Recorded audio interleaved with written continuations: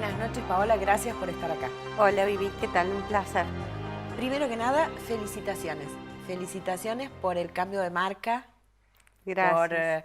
Porque la verdad que hay que animarse a algo que funciona, desde algún lugar cambiarlo. Sí, es un desafío. La verdad es que la intención fue también incorporar al nombre lo que ya veníamos trabajando desde hace muchos años dentro de la consultora y en esto de tratar de transmitir a la política y a nuestros clientes una perspectiva de igualdad. Bueno, empezamos por casa y lo incorporamos en el nombre porque estamos convencidos que las palabras importan y que los nombres también visibilizan realidades, así que nos parecía importante incorporarlo. Entonces, Gustavo Córdoba y Asociados, ya no más. ¿Ahora cómo se llama? Es Suban Córdoba y Asociados. Suban Córdoba y Asociados. Bueno, éxitos. Bueno, muchas gracias.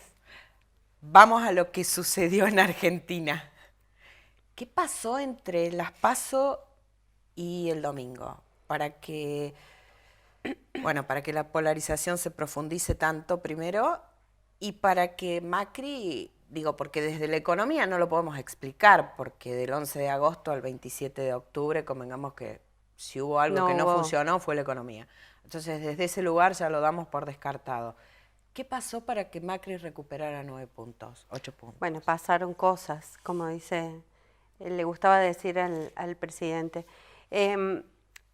Vos mencionaste una palabra que me parece que se trató de instalar desde el comienzo de la campaña electoral, aún antes de las PASO, que es la polarización. La hemos escuchado hasta el cansancio. Y esa palabra tiene varias connotaciones. Por un lado, tiene una connotación política, tiene una connotación social también y tiene una connotación económica. No se refiere solamente al volumen de votos, que si bien vimos post-PASO que se profundizó en términos de hoy más del 80% de los argentinos están concentrados en una opción electoral entre dos fuerzas. Es decir, que esa polarización se logró. Si ese era el objetivo ha sido cumplido en esos términos. El objetivo que no se cumplió en términos de polarización me parece en términos ideológicos.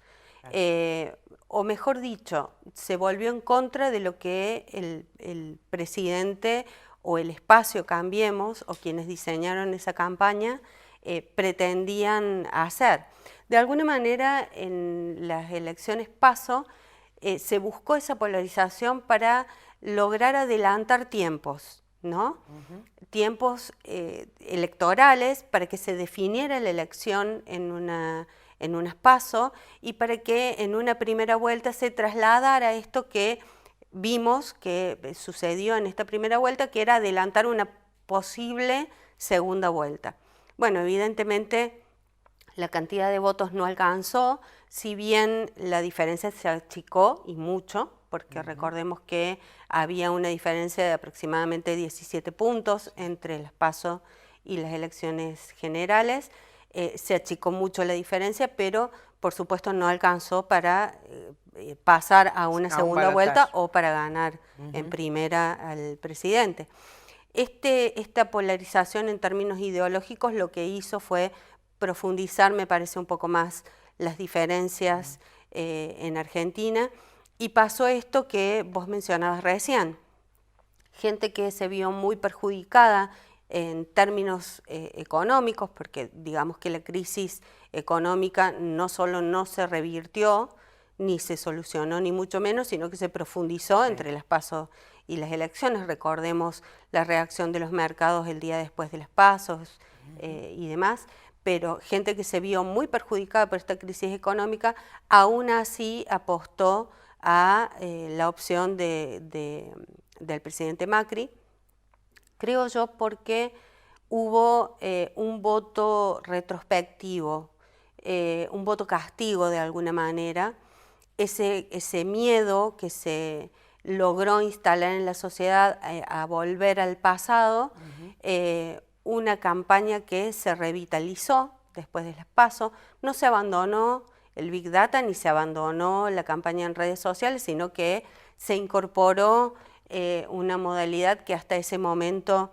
sí, para Cambiemos no existía. Para Cambiemos no existía, y de hecho la combatían mucho, Sí, ¿no? sí. Hablaban de que era la vieja política, que eran incluso... La subestimaban. La subestimaban, pero incluso el ideólogo de la campaña electoral del gobierno, que es Durán Barba, la combatía, Sí, ¿no? sí, sí, sí. Decía que no Herramientas sumaba votos, perimidas. que no Sí. sumaba votos, que no servía para nada, etcétera. Bueno, evidentemente sumar una campaña un poco más territorial, de cercanía, de contacto con la gente, sumar una buena preparación del presidente en los debates, más en el segundo que en el primero.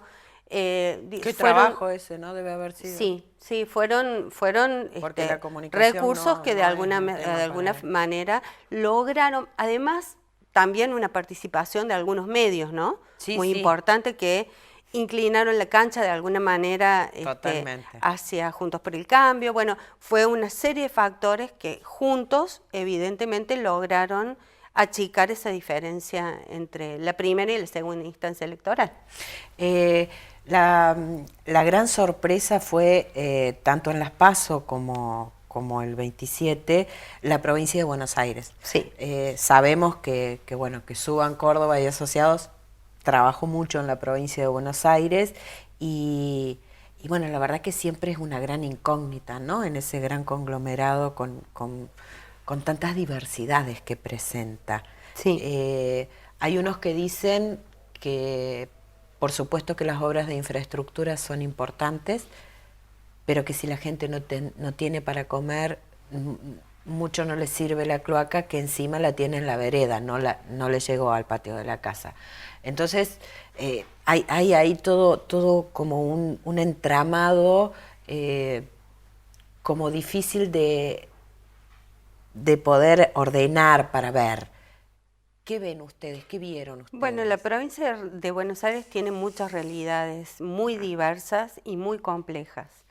En principio hay un cordón dentro de la provincia de Buenos Aires que claramente se ha visto mucho más empobrecido de lo que ya estaba anteriormente. Hay que tener en cuenta que la provincia de Buenos Aires no son solo los porteños, sino ¿Seguro? que hay una gran cantidad de población de provincias que van a probar suerte a la provincia de Buenos Aires y que quedan de alguna manera atascados en los cordones que rodean Ciudad de Buenos Aires, que claramente es un oasis dentro de las realidades del país.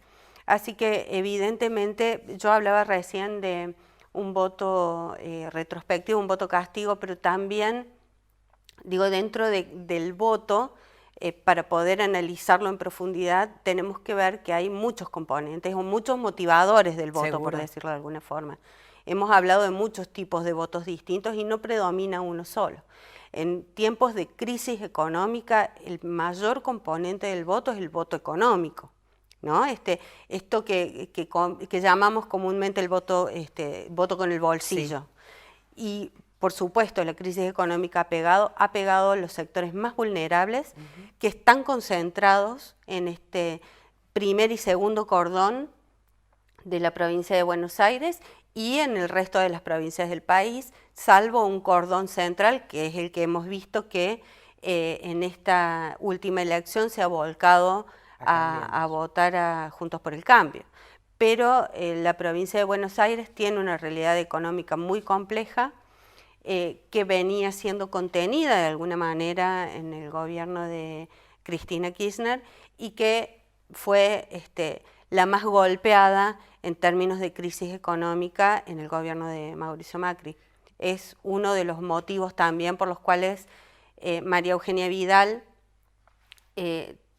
tiene una diferencia mayor en términos negativos para ella con respecto a Axel Kicillof, pero además le perjudica mucho el no desdoblamiento de las elecciones, porque esta tendencia la arrastra junto con la boleta que arrastra el cargo superior, que es el cargo de presidente, ¿no? Al final la jugada de Pichetto no resultó tan buena. No, la verdad es que Pichetto en términos personales, digamos, ha perdido significancia dentro del arco político, el caudal que podía tener en términos de contactos con la política y de contacto con gobernadores peronistas, etcétera, bueno, ha quedado fuera de foco. ¿Cómo sigue? Porque hoy martes Alberto Fernández en su primer salida como presidente electo fue a la Asunción de Mansur en Tucumán.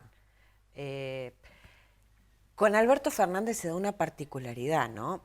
Llega a presidente sin haber gobernado nunca. Exacto. Teniendo una expertise que probablemente no lo hayan tenido ninguno de los gobernadores que llegaron a presidente, porque sabe cuáles son los botones y cuáles hay que apretar, habiendo sido 6 años jefe de gabinete.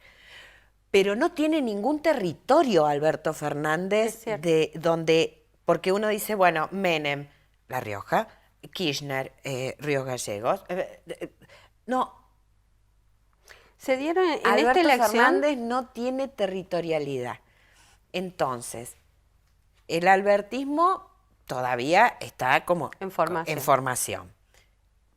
¿Sobre qué se planta cuando los gobernadores, si bien ya no tienen el déficit que tenían hace un tiempo las provincias, todos sabemos que los gobernadores van a pelear por ellos?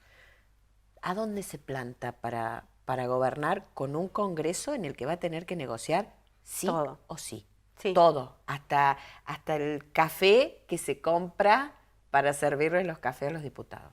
Sí, bueno, en esta elección se dieron dos particularidades que son excepciones en la regla del entramado político. Por un lado, se dio la excepción de esto que vos mencionabas recién, es un candidato que hasta el 18 de mayo, en que Cristina lo anuncia, nadie tenía dentro del radar, ¿no? Ni siquiera las encuestadoras que veníamos midiendo desde mucho tiempo antes cuáles eran las tendencias para las elecciones que se venían, lo teníamos ni lo estábamos midiendo como potencial candidato. Y la excepción que se da en esa circunstancia en que Cristina lo nombra como candidato a presidente es que de alguna manera le transfiere casi en su totalidad el piso de votos que el peronismo conservaba todavía en el país, que era aproximadamente un 30%. Números más, números menos, era un 30%.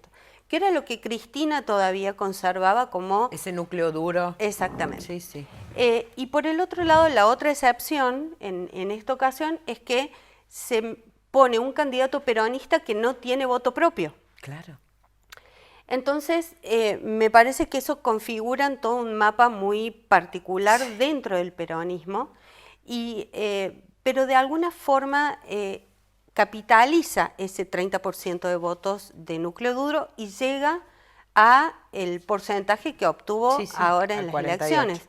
Quiere decir que tuvo capacidad de hacer crecer ese caudal de votos con una impronta propia y personal, porque hemos visto en la primera etapa de la campaña, desde que comienza hasta las PASO, Cristina estaba corrida del escenario por problemas personales o por estrategia política, no aparecía dentro de la campaña. Alberto se puso la campaña al hombro, logró conciliar y consensuar con el resto del peronismo. Y con la Liga de Gobernadores. Con la Liga de Gobernadores, si bien Schiaretti se mantuvo un poco díscolo en ese armado, pero con todo el resto de los gobernadores logró consensuar. Tengamos en cuenta también que la particularidad es que el mismo presidente Macri hasta las PASO estaba también de alguna manera desdibujado, ¿no? Escondido del escenario. Y luego de las PASO, cuando se vio el crecimiento de Alberto Fernández, bueno, las cosas y el escenario cambiaron de alguna manera y la campaña se reconfiguró en otros términos. Pero me parece que Alberto Fernández, tanto el Círculo Rojo, que lo conoce, que le tiene confianza, que sabe cómo su capacidad para este armado político, y la opinión pública decodificó esa capacidad y le transfirió un grado de confianza, y creo yo también de sobreexpectativa en su capacidad de gestionar el país de aquí en adelante, que yo no descarto que no la tenga a esa capacidad, pero digo, hay tanta expectativa puesta que quizás haya este periodo de luna de miel que siempre le otorgamos a los gobernantes. ¿Lo tendrá? Creo que se va a cortar muy significativamente. Siempre se habló de un periodo de un año, a Macri se le dieron casi 2 hasta las elecciones del 2017. Sí. Me parece que Alberto Fernández le va a tener un poco más complicada, mucho más complicado, por la situación económica en la que nos encontramos, y ese periodo va a estar mucho más acotado y mucho más reducido, porque las urgencias son bien diferentes, ¿no? Es como que fue una elección desde algún lugar sorpresiva, por los municipios que ganó Juntos por el Cambio, por cómo quedó dibujado el Congreso hoy. Sí. Desde algún lugar dicen que pretendían un 54-55 a los efectos de, bueno, en esta interna que hasta hoy no se ve, pero que todo el mundo dice que va a existir entre Cristina y Alberto. Vos tuviste el 54, yo tengo el 54,5, pero te gané. Y no, ni te gané a vos, pero tampoco gané el Congreso, pero soy el presidente, tengo la lapicera, sí, bueno, pero estamos en un sistema republicano, entonces me parece que los argentinos volvemos a lo que el macrismo denostó tanto, a la rosca.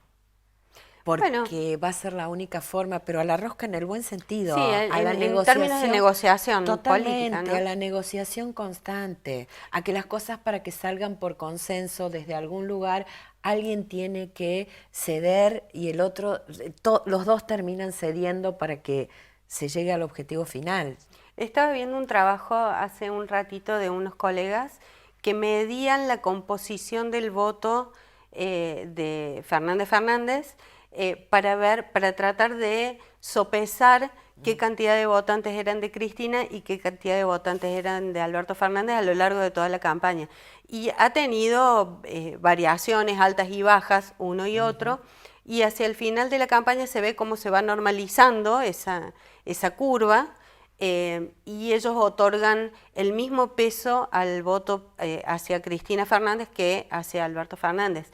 Habrá que ver de aquí en más cuál es la capacidad de negociación interna y externa que tiene el presidente, que es quien en definitiva es el responsable de conducir el país a partir del 10 de diciembre.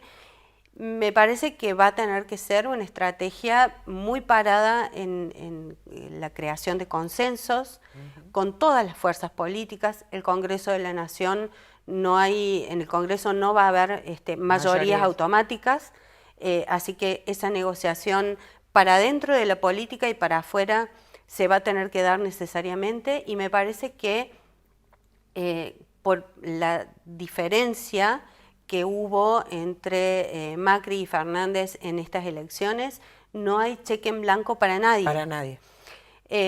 Justamente el crecimiento de Juntos por el Cambio lo que ha hecho ha sido acotar ese margen de maniobra que podía tener Alberto Fernández y plantarnos en un bipartidismo forzado, por decirlo de alguna manera, tratando de dejar de lado la palabra polarización en términos de esta necesidad de negociar de manera permanente y de consensuar de manera permanente. Creo yo, me animaría a decir que Alberto va a tener que primero suavizar algunas cuestiones, algunos defectos que él en su momento criticó el espacio kirchnerista, y por el otro lado tiene la responsabilidad de estar negociando de manera permanente cada una de las medidas que vaya a tomar, y de alguna manera me parece sano que sea de esa forma, como me pareció sano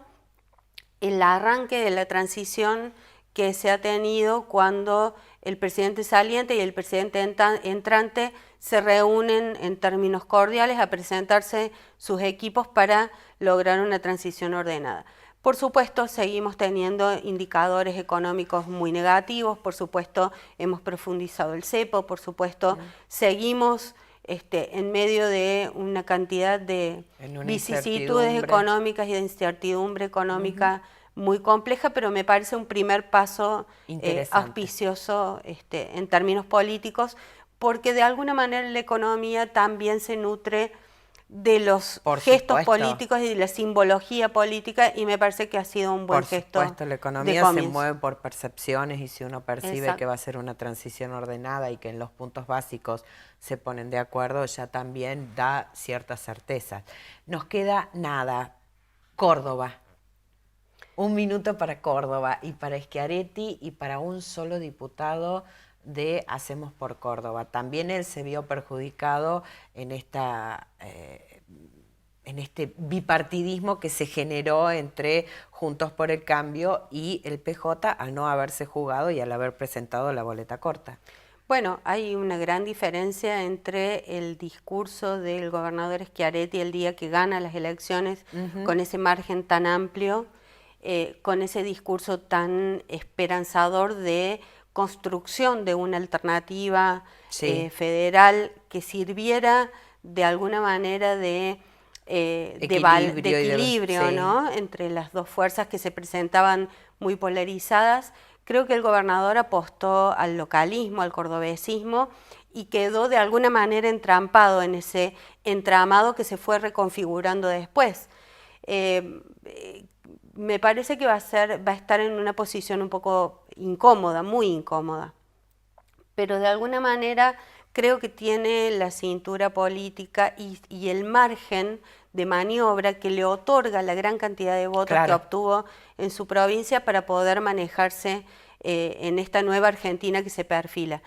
El gobernador Schiaretti siempre ha sido muy respetuoso de la institucionalidad, ha tenido charlas con Alberto Fernández muy amistosas, ha dicho públicamente que va a acompañar de la mejor manera posible al próximo presidente, sea cual fuere. Hay que ver cómo puede, creo que tiene, mejor posicionamiento en términos de opinión pública que el que le ha quedado para dentro de su partido. Sí. Hay que ver cómo logra reconfigurar ese espacio hacia adentro del peronismo cordobés. Y bueno, habrá que ver después del 10 de diciembre. Habrá que esperar a ver cómo se van moviendo las piezas. Así es. Muchísimas gracias. No, por favor. Y bueno, ya después del 10 de diciembre nos juntaremos para ver cómo se va moviendo este nuevo escenario que tenemos enfrente, ¿no? Muy con el nuevo Congreso, en Córdoba específicamente, con el gobernador, cómo queda en este mapa nuevo de Alberto se va sí o sí a parar sobre la Liga de Gobernadores, por lo menos al principio, hasta que este albertismo que está como naciendo se forme. Entonces, bueno, Córdoba no deja de ser una provincia muy importante. Muy importante y fundamental, sí, por supuesto. Hagamos votos para que la transición primero sea lo más ordenada y en paz posible que se pueda. Estamos asistiendo a muchos acontecimientos a nivel latinoamericano muy preocupantes. Esperemos que Argentina pueda dar en esta instancia una elección, un voto de paz, de tranquilidad, de transición ordenada, así que ojalá que así sea.